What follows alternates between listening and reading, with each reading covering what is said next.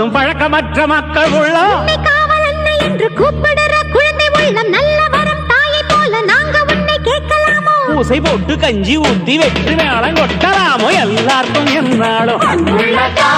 திரிசூலம் கையெந்தும் புவியாளும் மாத்தாவோ முக்கண்ணன் மனையாளும் ஏழகிட்ட மென்மேலும்